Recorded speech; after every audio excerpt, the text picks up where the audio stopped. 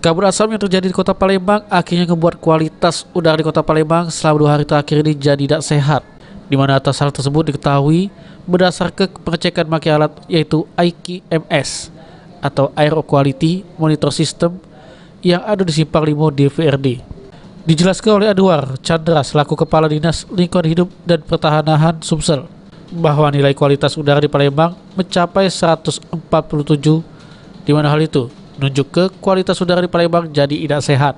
Pemantauan ini, alat yang digunakan adalah IQMS, Air Quality Monitoring System, di mana alat ini berada di Simpang 5. Baru pada 2 hari ini dan 1 hari ini naik pada skala tidak sehat, yaitu pada nilai 147.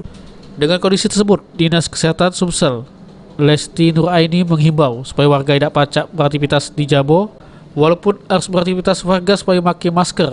Selain itu dihimbau supaya warga banyak minum baju putih, makan buah-buahan sama sayuran. Kita lakukan adalah jika berada di luar, kita pakai masker sebaiknya.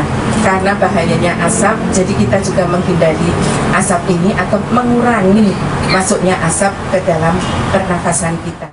Dengan tidak sehatnya kondisi udara di Palembang, diharapkan supaya warga pacak jaga kondisi kesehatan, supaya terhindar dari ISPA atau inspeksi saluran pernapasan. Firman Hidayat, PAL TV.